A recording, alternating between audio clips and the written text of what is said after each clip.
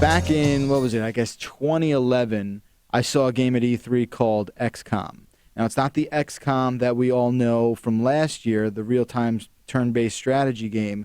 This was a game that took that original XCOM brand and turned it into a first-person shooter. Oh, so this specific game was actually in the works to be a first-person shooter, yeah. and then they switched it. Right. And I got to see the game and play a very significant amount of it. Wait, so you said it's not a first-person shooter anymore, so it is... It's a third-person tactical shooter where you're in charge of... a team. Of a team.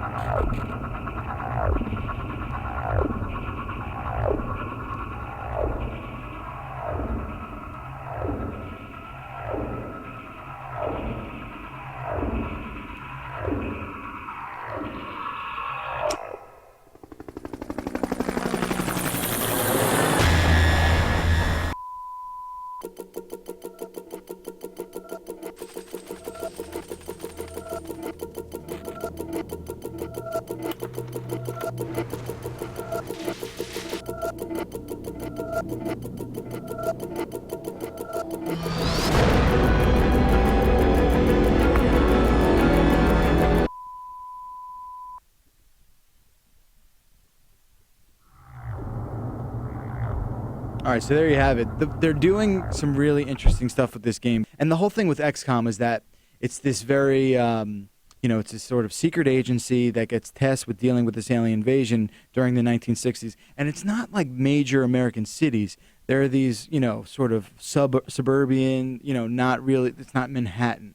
They're out in the West, they're out in the Midwest. And you control a character who basically has to man an entire team.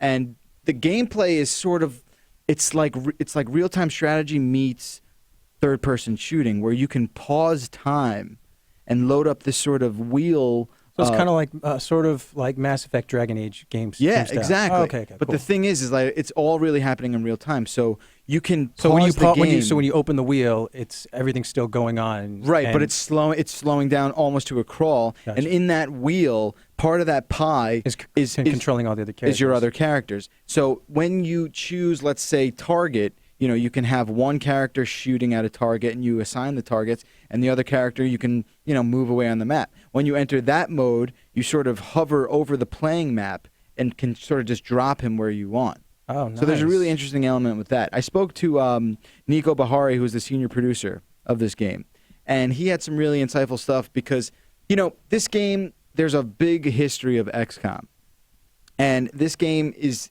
definitely honoring that, conservative sort of style of gameplay, but at the same time, it's bringing it into a level where I think people will identify with it most because of games like Mass Effect. If you played Mass Effect, you're going to like this game just because it controls in a similar fashion. And you're really going to be able to be like, wow, I have total control over this team. Almost more so than Mass Effect because you can literally place them where you want. Mass Effect, you could do that. So how does that work? They're like in a helicopter? And No. So you have a team on the ground. Uh-huh. And you... so they just run to that location. Right, but you can sort of... When you're paused in that, you kind of do this like quarterback move where they call it combat quarterback, right? Yeah. So you sort of pause the action and then you move basically a cursor to anywhere in the map. And so then if you want a guy to to flank to the right, cursor. flank to the left, you assign these guys to go do that. So it's really kind of cool in that regard because it's ultra responsive and it really makes sense when you're playing it. It's a little intimidating in the beginning because you're sort of given a lot of responsibility and a lot of options at once.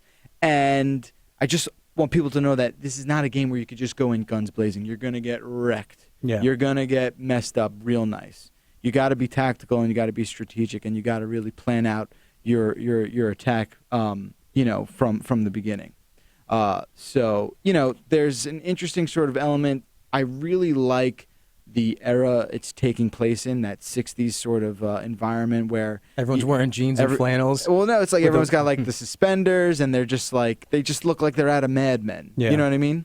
So it's sort of like Mad Men meets American Horror Story in the sense that it's got that 60s sensibility juxtaposed against this really bizarre paranormal alien invasion.